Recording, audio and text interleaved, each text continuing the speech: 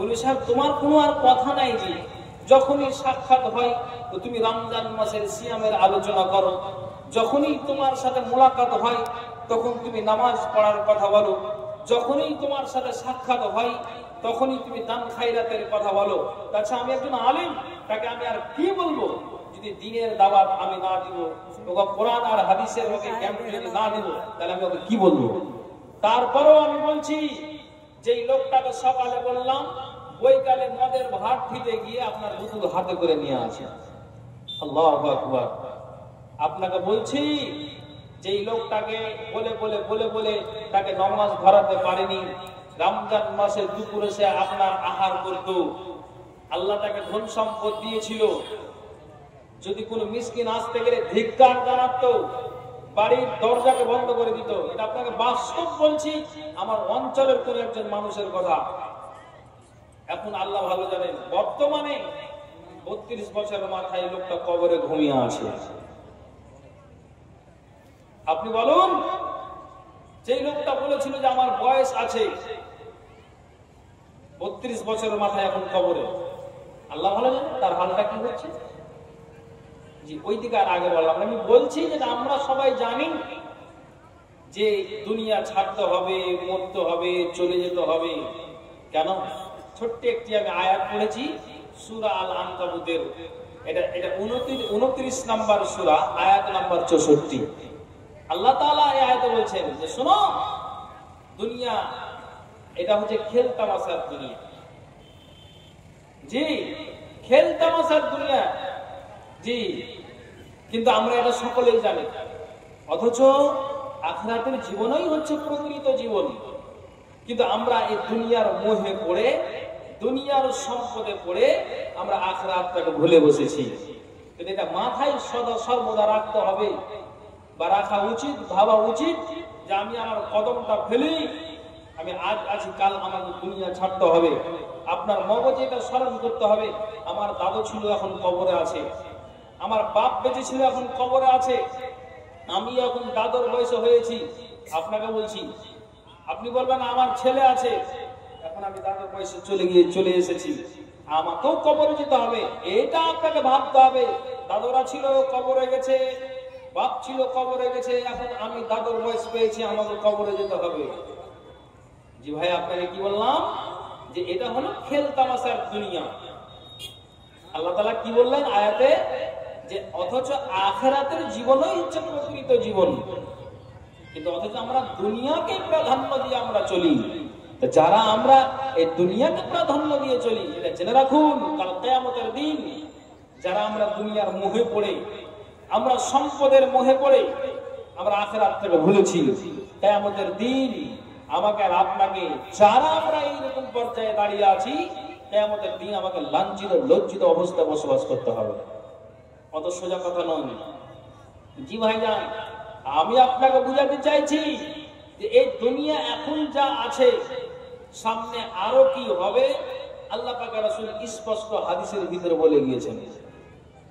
স্পষ্ট আল্লাহ পাক রাসূল হাদিসের ভিতরে বলে গিয়েছেন। অথচ আমরা প্রতিদিন জালসাতে শুনছি, প্রতিদিন আমরা কোরআন এবং হাদিসের আলোচনা ইমামের মুখ থেকে, জামে মসজিদ থেকে আমরা শুনতে পাই সপ্তাহে একদিন, তারপরেও কিন্তু আমাদের মগজে উঠে না। এটা কারণ হলো এটাই যে আমরা আপনারা ঈমান হারা হয়ে গিয়েছি, ঈমান আমাদের কাছ থেকে আউট হয়ে আছে। তার জন্য এই কথাগুলো দিলে গাঁথে না, অন্তরে জাগে না, শোনার পর আমরা আমল করছি না। সর্বদা 24 ঘন্টায় শয়তান আমাকে আপনাকে ওয়াসওয়াসা দিতে আছে।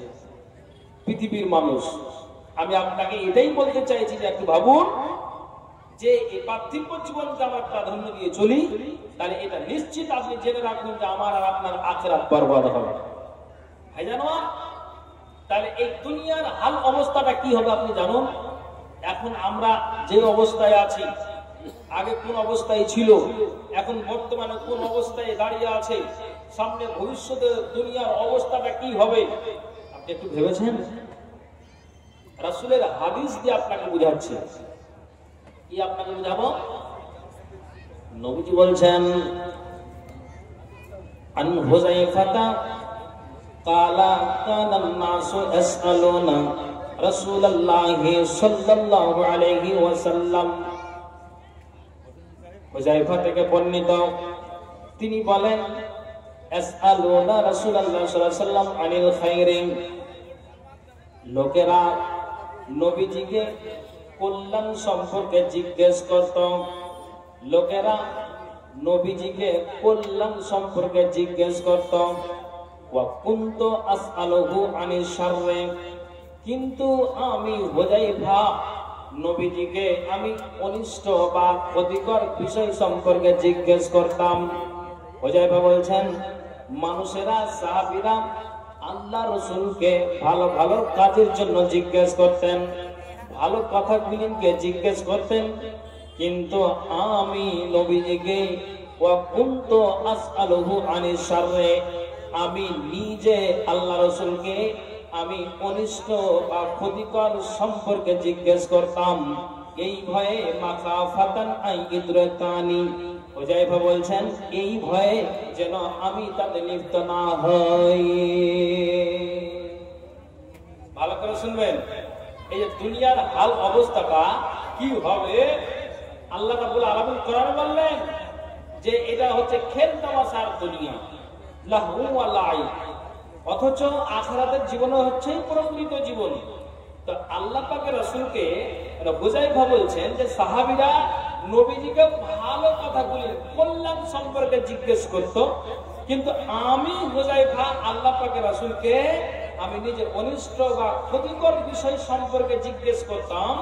তো হুযায়ফা বলছেন, এই জন্য মাখাফাতান আন ইদরাকানি, যেন আমি তাতে লিপ্ত না হই, তা আমি তাতে যেন জড়িয়ে না যাই, আমি যেন সেই জায়গাতে পা না বাড়াই, আমি যেন সেই জায়গাতে না যাই। এজন্য হুযায়ফা বলছেন যে আমি অনিষ্ট বা ক্ষতিকর বিষয় সম্পর্কে জিজ্ঞেস করতাম। আবার হুযায়ফা বলছেন, কালা বলতে ইয়া রাসূলুল্লাহ, আল্লাহ পাকের রাসূল, আমি আপনাকে একটা কথা জানি। কি কথা? হুযায়ফা বলছেন, ইয়া রাসূলুল্লাহ, ইন্না কুন্না ফি জাহিলিয়াতি ওয়া শাররিন, নবীজি গো, এক সময় আমরা মূর্খতা অন্যায়ের মধ্যে নিমজ্জিত ছিলাম। ফাজআলাল্লাহু বিহাযাল খায়র, অতঃপর আল্লাহ তাআলা আমাদেরকে দ্বীনে ইসলাম অর্থাৎ এ কল্যাণ দান করেছেন। নবীজি গো, আমরা এক সময় মূর্খতা ও অন্যায়ের মধ্যে নিমজ্জিত ছিলাম, আল্লাহ পাকের রাসূল, কিন্তু আমরা যেন এই দ্বীনে ইসলামকে আমরা পেয়েছি, কল্যাণ পেয়েছি। নবীজি আপনি বলেন তো, নবীজি গো আপনি বলেন তো, তবে কি এই কল্যাণের পরে কি অকল্যাণ আসবে? নবীজি জবাব দিলেন, কালা নাম, হ্যাঁ অবশ্যই আসবে।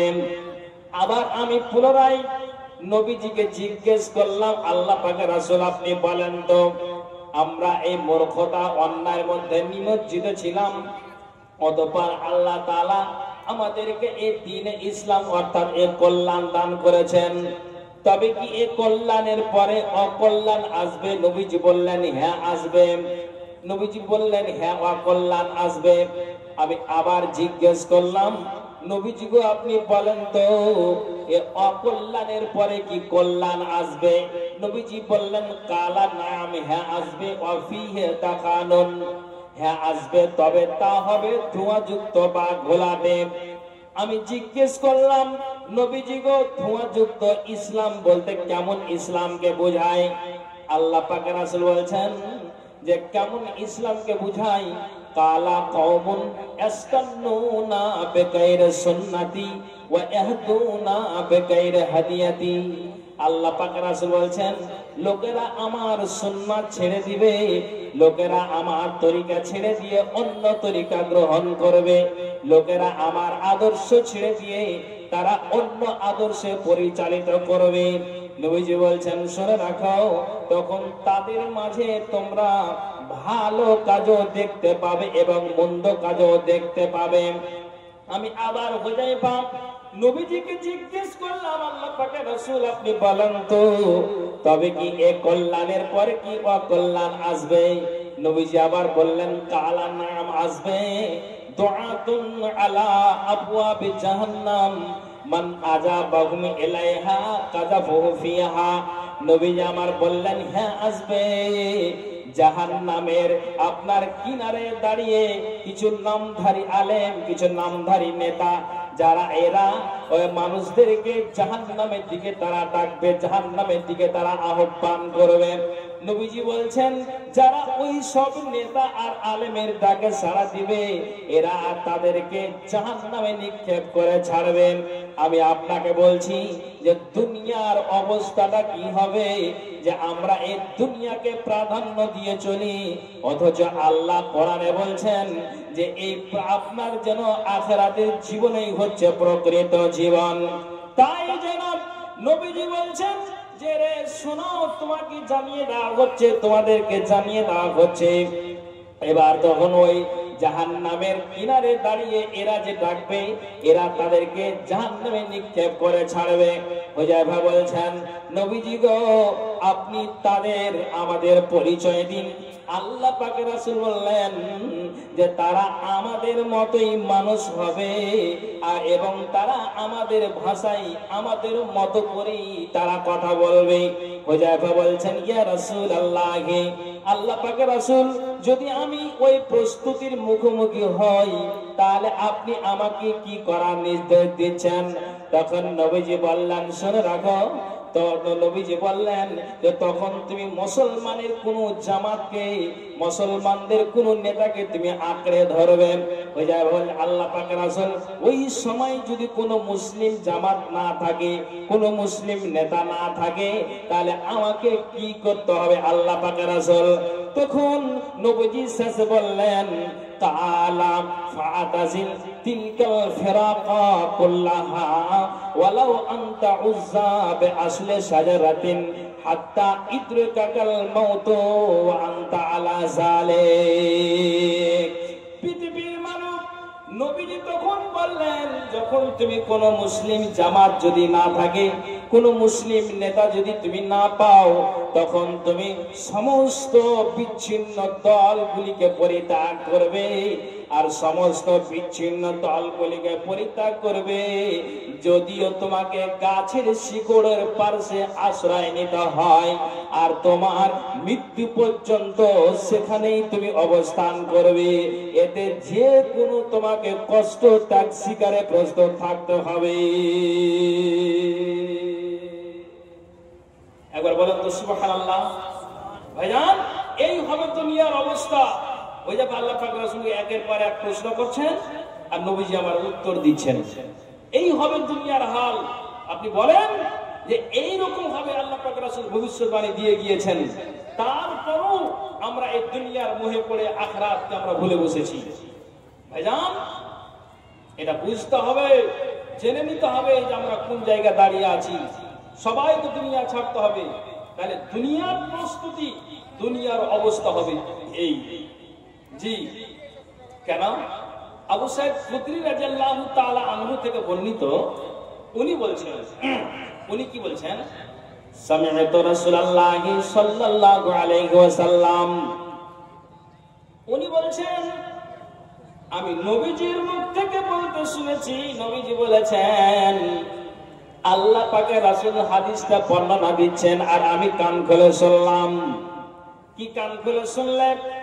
নবীজি বলছেন ইয়াখরুজু ফীকুম কওমুন তাহকিরুনাহু সালাতাকুম মা'a সালাতিহিম ওয়া সিয়ামাকুম মা'a সিয়ামিহিম ওয়া আমালাকুম মা'a আমালিহিম ওয়া ইয়াকরাউনাল কুরআনা লা ইউজাবিজু হানাজিরাহুম ইয়ামরুকুনা মিনাদ দীনে কামা ইয়ামরুকুস সাহাবা মিনার রামিয়াতে ইয়াকতুলুনা আহলাল ইসলামে ওয়া ইয়াদউনা আহলাল আওসানে লা ইন আনা আদরাকতুহুম লা আকতুলান্নাহুম কাতলা আদিন।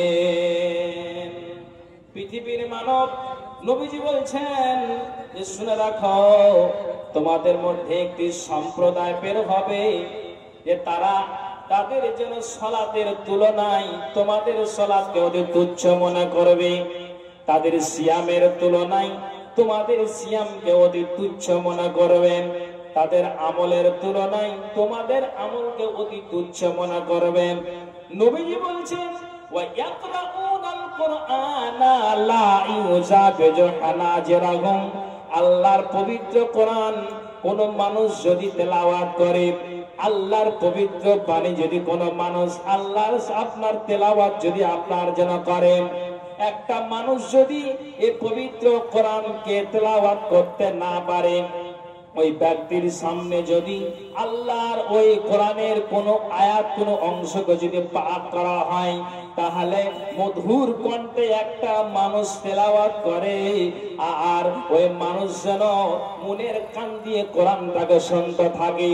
যেমন আপনাকে বলেন যে কাফির দুষ্ট দুরাচারেরা নবীজির কোরআনটাকে চুপে সারে তারা শুনেছিল, আবু লাহাব, উতবা, সাইবা, আবু সুফিয়ান, তেমনি যেন নবীজি বলছেন যে আল্লাহর পবিত্র কালামটাকে ওয়া ইয়াকরাউনাল কুরআন লা ইউজাবিজু হানাজিরাহুম, তারা কোরআন তেলাওয়াত করবে কিন্তু তাদের কণ্ঠনালী অতিক্রম করবে না।